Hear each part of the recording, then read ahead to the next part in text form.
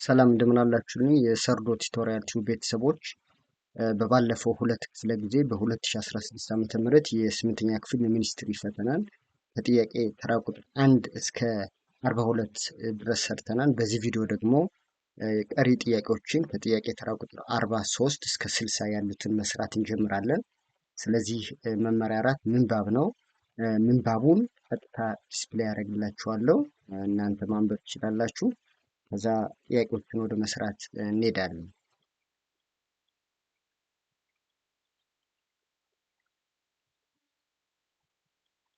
እሺ ጥያቄ ተራ ቁጥር 43 አንዳንድ ቀን መቃብርም ቢሆን ሰላም የሚነሳ አይጠፋም ያለው ማን ነው ይላል። ኤ ጎልማሳው ሰውዬ፣ ቢ ባለመኪናው፣ ሲ አለማየሁ፣ ዲ ለና ሐመርሃ መልስ ናቸው።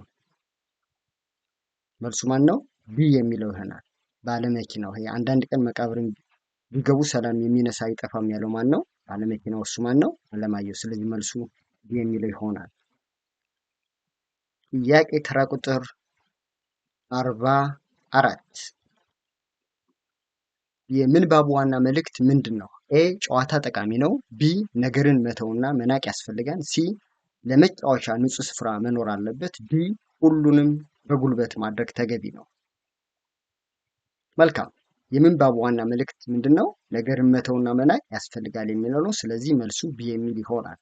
ጥያቄ ተራ ቁጥር 45 የገበቴ መጫወቻ የመሰለው ምኑ ነው? ኤ የደረጃ መውረጃ፣ ቢ የጠረጴዛው ወለል፣ ሲ የመምቻ ዱላው፣ ዲ የሰውየው ፊት። መልካም። መልሱ ማን ነው? ኤ የደረጃው መውረጃ የሚለው ይሆናል። ጥያቄ ተራ ቁጥር 46 አለማየሁ ሲጫወትባት የነበረችው ኳስ የምን ኳስ ነበረች? ኤ የእግር ኳስ፣ ቢ የመረብ ኳስ፣ ሲ የቴኒስ ኳስ፣ ዲ የከረምቡላ ኳስ። መልካም። አለማየሁ ሲጫወትባት የነበረችው ኳስ ምንድናት? የከረምቡላ ኳስ የሚለው ትክክለኛው መልስ ይሆናል። ስለዚህ መልሱ ዲ ነው። ጥያቄ ተራ ቁጥር 47 ግጥም ለሚለው ቃል ፍች የሚሆነው የቱ ነው? ኤ የስነ ጽሑፍ ዘርፍ፣ ቢ በኃይል መማታት፣ ሲ እንቅ አድርጎ መያዝ፣ ዲ በአግባቡ መክደን። መልካም። ይሄ ግጥም የሚለው ቃል በገባበት አረፍተ ነገር ውስጥ ወይንም በምንባብ ውስጥ ያለው ፍች ምንድን ነው? እንቅ አድርጎ መያዝ የሚለው መልስ ይሆናል። ግጥም አድርጎ መያዝ ምን ማለት ነው? እንቅ አድርጎ መያዝ ማለት ግጥም ማድረግ ነው።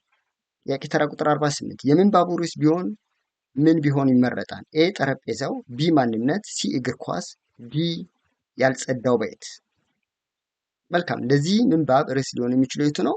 ማንነት የሚል ይሆናል። በመሰረቱ የምንባቡን ጭብጥ ወይም ርዕስ ለመረዳት ምንባቡን በአትኩሮት ወይም በአንክሮ ማንበብ ተገቢ ነው። እሺ መመሪያ 6 ከተራ ቁጥር 49 እስከ 60 ድረስ ሰዋሰው ነክ የሆኑ ጥያቄዎች ቀርበዋል። እነዚህ ጥያቄዎች አንድ ባንድ መስራት እንቀጥላለን። ጥያቄ ተራ ቁጥር 49 ከሚከተሉት አረፍተ ነገሮች መካከል የአሁን ጊዜ ግስን የያዘው አረፍተ ነገር የቱ ነው?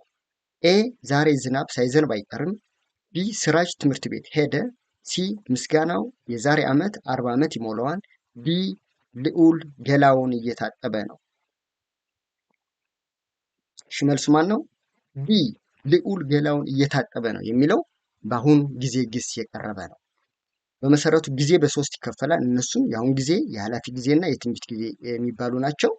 የአሁን ጊዜን ለመለየት እየ የሚልና ቅድመ ግንድ ቅጥያና ነው የሚል ግስ ካለበት ያ የአሁን ጊዜ ነው። ለምሳሌ ልጁ እየበላ ነው፣ ተማሪዎች እየተጫወቱ ነው። ልክ እንደዚህ አይነት ግሶች በአሁን ጊዜ የቀረቡ ናቸው። ኤ ላይ ዛሬ ዝናብ ሳይዘንብ አይቀርም የሚለው ይሄ በትንቢት ጊዜ ነው።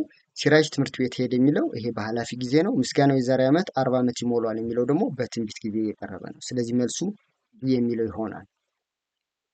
እሺ ጥያቄ ተራ ቁጥር 50 ከሚከተሉት ቃላት ውስጥ በነጠላ ቁጥር የተጻፈው ቃል የቱ ነው? ኤ ልብስ፣ ቢ ሴቶች፣ ሲ ጫማዎች፣ ዲ ቀናት። መልካም። መልሱ ማን ነው? ልብስ የሚለው ይሆናል። ሴቶች፣ ጫማዎችና ቀናት የሚሉት እነዚህ በብዙ ቁጥር የቀረቡ ናቸው። ሴቶች ላይ ኦች የሚል አብዥ ሚላድ አለ። ጫማዎች ላይ ዎች የሚል አብዥ ሚላድ አለ። ቀናት የሚለው ላይ አት የሚል አብዥ ሚላድ አለ። አት የግዕዝ አብዥ ሚላድ ናት። ስለዚህ መልሱ ኤ ነው። ጥያቄ ተራ ቁጥር 51 ብዙ ቃላትን ተጠቅሞ ሀሳብን ገለጸ በሚለው አረፍተ ነገር ውስጥ ብዙ ቁጥር አመልካች ቅጥያ የያዘው ቃል የቱ ነው? ኤ ሀሳቡን፣ ቢ ብዙ፣ ሲ ቃላትን፣ ዲ ተጠቅመው። መልሱ ማን ነው? ቃላትን የሚለው ይሆናል። ቃላትን የሚለው በብዙ ቁጥር የቀረበ ነው። አት የሚል የግዕዝ አብዥ ሜላድን ተጠቅመዋል። ጥያቄ ተራ ቁጥር 52 አስቻለው ከሱቁ አጠገብ ተቀምጧል። የተሰመረበት ሐረግ ከየትኛው ሐረግ አይነት ይመደባል? ከሱቁ አጠገብ የሚለው ተሰምሯል። ኤ ከስማዊ ሐረግ፣ ቢ ከመስተዋድዳዊ ሐረግ፣ ሲ ከግሳዊ ሐረግ፣ ዲ ከቅጽላዊ ሐረግ። መልካም መልሱ ማን ነው? ከመስተዋድዳዊ ሐረግ። ምክንያቱም ከና አጠገብ የሚል መስተዋድድ አለው። በመሰረቱ የሐረግ አይነትን ለመለየት ሐረጉ በሐረጉ በቀኝ በኩል ያለው ቃል የተመሰረተበትን ወይም የሚመደብበትን የቃል ክፍል ማወቅ ያስፈልጋል። ለምሳሌ አጠገብ የሚለው ምንድነው? መስተዋድድ ነው። ስም ከሆነ ስማዊ ሐረግ ይሆናል። ግስ ከሆነ ግሳዊ ሐረግ ይሆናል። ሌሎችም እንዲሁ። እሺ ጥያቄ ተራ ቁጥር 53 ከሚከተሉት አረፍተ ነገሮች መካከል ገቢር ግስን የያዘው አረፍተ ነገር የቱ ነው? ኤ መክሊት መብራቱን አጠፋች፣ ቢ ፀጉሩን በመቀስ ተቆረጠ፣ ሲ ነብሩ በአዳኙ ተገደለ፣ ዲ ሻማው በክብሪት ተለኮሰ።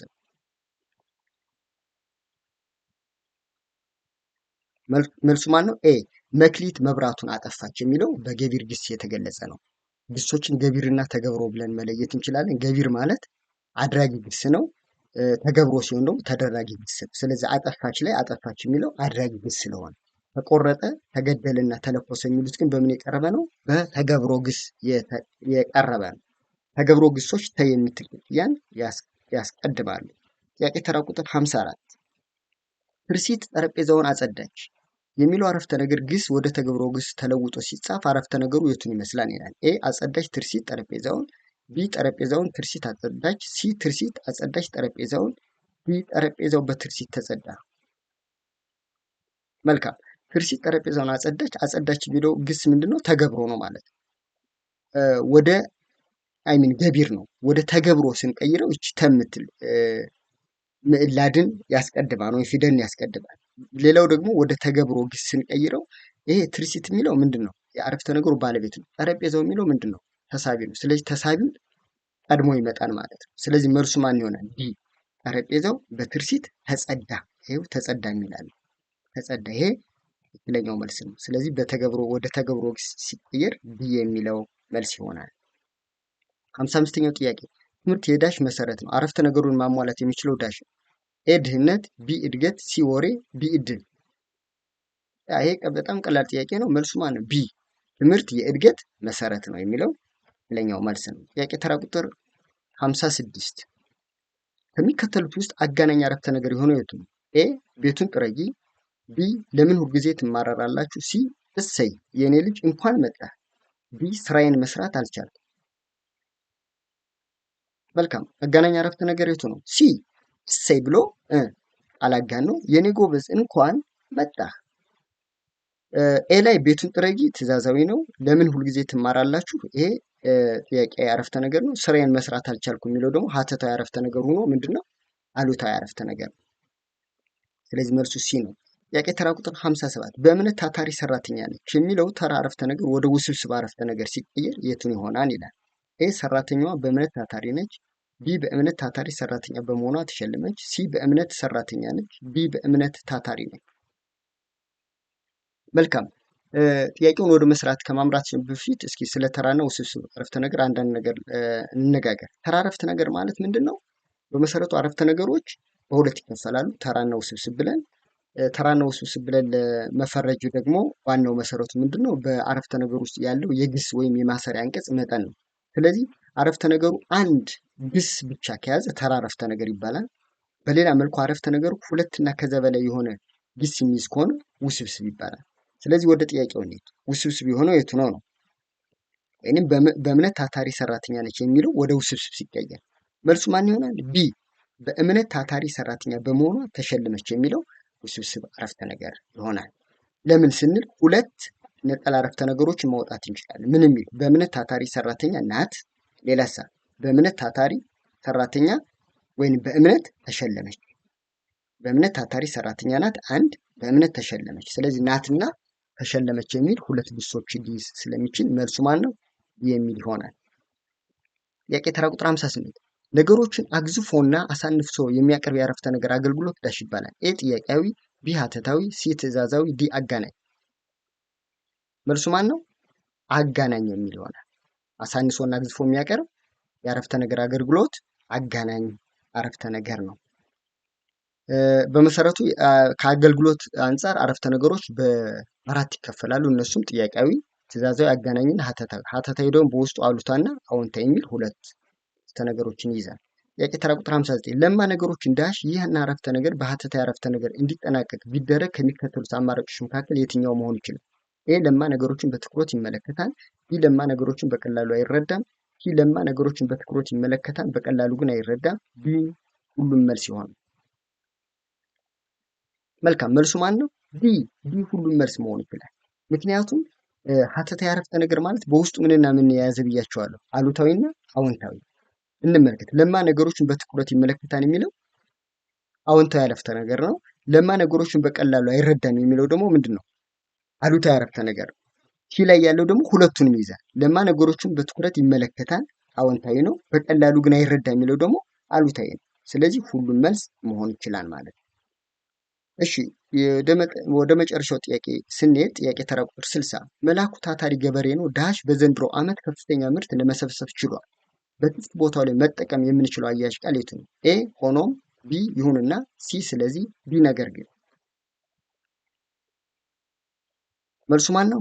ሲ ስለዚህ የሚል ማለት ነው። ምክንያቱም ሁለቱ መላኩ ታታሪ ገበሬ ነው እና በዘንድሮ ዓመት ከፍተኛ ምርት ለመሰብሰብ ተችሏል የሚሉት እነዚህ ሁለቱ አረፍተ ነገሮች ተያያዥነት ያላቸው ተደጋጋፊነት ያላቸው አረፍተ ነገሮች ናቸው።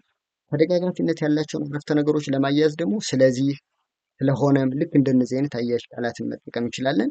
የሚቃረኑ አረፍተ ነገሮችን ለማያያዝ ደግሞ ሆኖም፣ ይሁንና፣ ነገር ግን፣ ቢሆንም እንደዚህ አይነት ነገሮችን እንጠቀማለን። ስለዚህ መልሱ ማን ይሆናል? የሚል ይሆናል። መልካም ተማሪዎች እንግዲህ የዛሬውን ትምህርታችን ወይንም የ2016 ዓ.ም የስምንተኛ ክፍል የሚኒስትሪ ፈተና የመጨረሻውን ክፍል በዚህ አጠናቅቃለሁ። ከእናንተ የሚጠበቀው ላይክ ማድረግ ነው። ሸር አድርጉ። ሰብስክራይብ ማድረግን ደግሞ አትርሱ። ሀሳብና አስተያየት ካላችሁ ደግሞ ሀሳብ መስጫ ሳጥን ውስጥ አስቀምጡልኝ። ሁሉም በሰላም ይሆንላችሁ ዘንድ እመኛለሁ። መልካም ጊዜ። ሳለው